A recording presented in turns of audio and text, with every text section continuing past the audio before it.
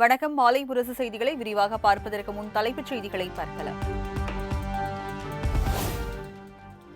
டெல்லியில் இன்றும் நாளையும் நடைபெறுகிறது ஜிஎஸ்டி கவுன்சில் கூட்டம். வரி விகிதங்களை குறைப்பது தொடர்பாக முக்கிய முடிவு எடுக்கப்பட வாய்ப்பு.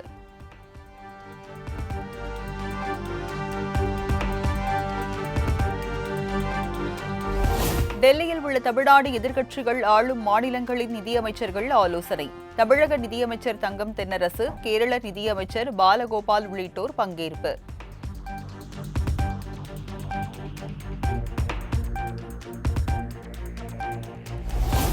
சென்னையில் ஆபரண தங்கத்தின் விலை சவரனுக்கு 640 ரூபாய் உயர்வு. ஒரு சவரன் தங்கத்தின் விலை 78,440 ரூபாய்க்கு விற்பனை.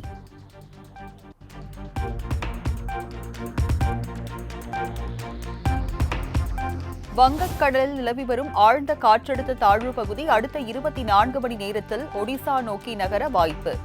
இந்திய வானிலை ஆய்வு மையம் அறிவிப்பு.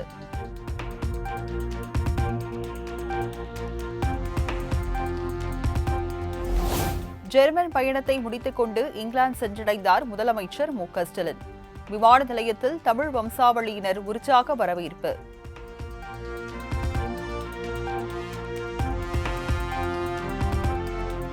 திமுக கூட்டணியை உடைக்க திரைமறைவில் பல நாடகங்கள் அரங்கேற்றிக் கொண்டிருக்கின்றன. திமுக கூட்டணி கட்சிகள் உஷாராக இருக்க வேண்டும் என கூறிய எடப்பாடி பழனிசாமிக்கு அமைச்சர் சேகர் பாபு பதிலடி. 9 ஆண்டுகளாக பயணிக்கின்றது. இந்த கூட்டணி சந்தித்த தேர்தலில் எல்லாம் வெற்றி வெற்றி வெற்றி என்ற ஒரு இலக்கை நோக்கித்தான் சென்றிருக்கின்றது. இதை எப்படியாவது உடைக்க வேண்டும் என்று எவ்வளவோ திரைமறைவு நாடகங்கள் திரைமறைவில் பல நாடகங்களை அரங்கேற்றிக் கொண்டிருக்கின்றார்.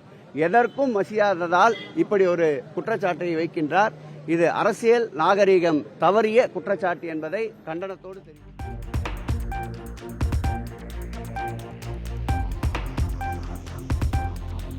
பாஜக மாநில தலைவர் நயினார் நாகேந்திரன், தமிழிசை சவுந்தரராஜன் உள்ளிட்ட முக்கிய தலைவர்கள் டெல்லி பயணம். மத்திய உள்துறை அமைச்சர் அமித்ஷா தலைமையில் நடைபெறும் ஆலோசனைக் கூட்டத்தில் பங்கேற்கின்றனர்.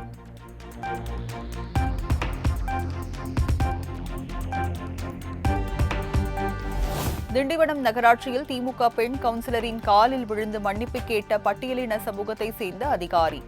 காலில் விழுந்து கதறி அழும் சிசிடிவி காட்சி வெளியாகி பரபரப்பு.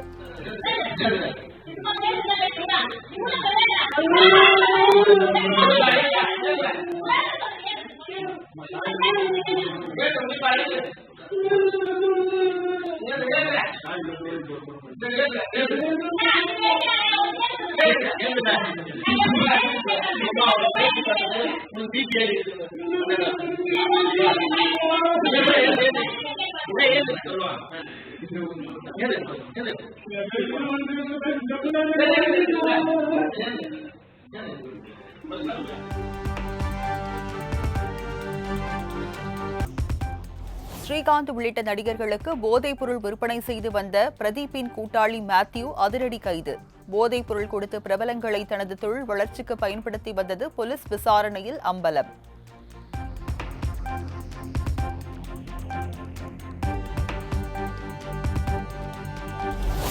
சிதம்பரத்தில் லாட்டரி சீட் விற்பனைக்கு துணை போனதாக டிஎஸ்பி, காவல் ஆய்வாளர் உள்பட 7 பேர் பணியிட மாற்றம். 7 பேரும் வேலூர் மாவட்டத்திற்கு பணியிட மாற்றம் செய்யப்பட்டு காத்திருப்போர் பட்டியலில் வைப்பு.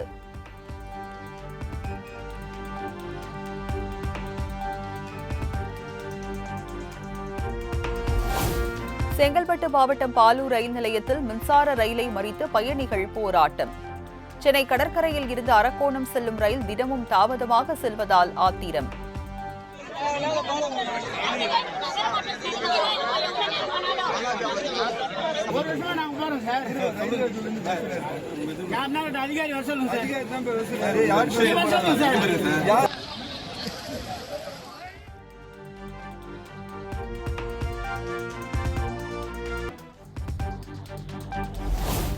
திருச்சியில் இருந்து ஷார்ஜாவிற்கு 180 பயணிகளுடன் புறப்பட்ட விமானத்தில் திடீர் தொழில்நுட்ப கோளாறு. புறப்பட்ட சிறிது நேரத்திலேயே ஓடுபாதையிலேயே நிறுத்தப்பட்டதால் பரபரப்பு.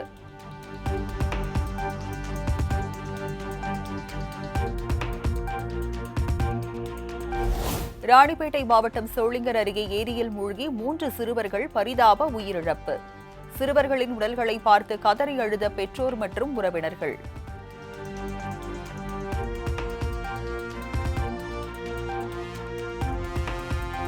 பள்ளிப்பாளையம் அருகே சொத்து தகராறில் இரு தரப்பினரிடையே கடும் மோதல். ஒருவருக்கொருவர் தாக்கிக் கொண்ட வீடியோ வெளியாகி பரபரப்பு.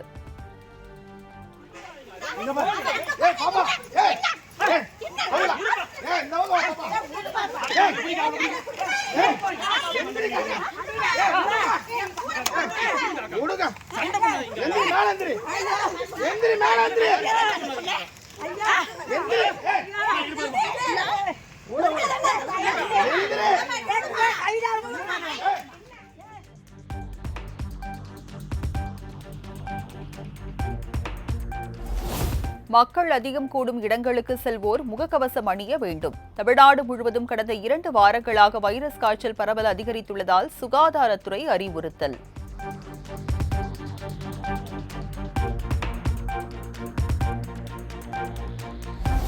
ஓணம் பண்டிகையொட்டி சபரிமலை ஐயப்பன் கோயில் நடை இன்று திறப்பு. நாளை முதல் 3 நாட்களுக்கு பக்தர்களுக்கு ஓண சத்யா எனும் விருந்து வழங்கப்படும் என தேவஸ்தானம் அறிவிப்பு.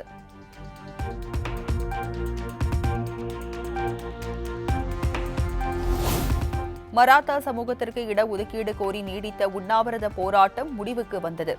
பெரும்பாலான கோரிக்கைகள் ஏற்கப்பட்டதால் போராட்டம் வெற்றி பெற்றதாக அதனை முன்னின்று நடத்திய மனோஜ் ஜராங்கே அறிவிப்பு.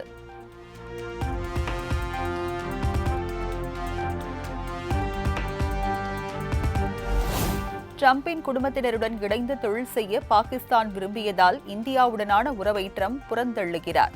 அமெரிக்காவின் முன்னாள் தேசிய பாதுகாப்பு ஆலோசகர் ஜேக் சலிவன் விமர்சனம்.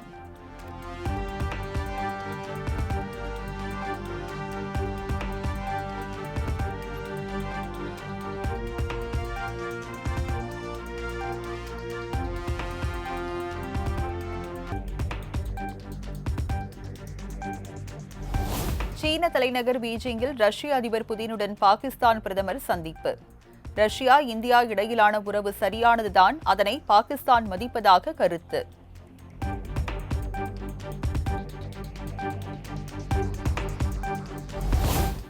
பலத்த பாதுகாப்புடன் புல்லட் ப்ரூஃப் ரயிலில் சீனா சென்றடைந்தார் வடகொரிய அதிபர் கிம் ஜாங் உன்.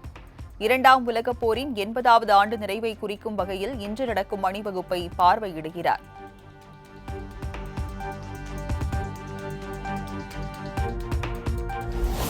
வெள்ளத்தை ஒரு ஆசீர்வாதமாக பார்க்குமாறு பாகிஸ்தான் பாதுகாப்பு அமைச்சர் கவாஜா ஆசிப் அறிவுறுத்தல். பெருவெள்ளத்தால் 25 லட்சம் பேர் பாதிக்கப்பட்டுள்ள நிலையில் தீர்வு காணாமல் அமைச்சர் அறிவுரை கூறியதாக மக்கள் புலம்பல்.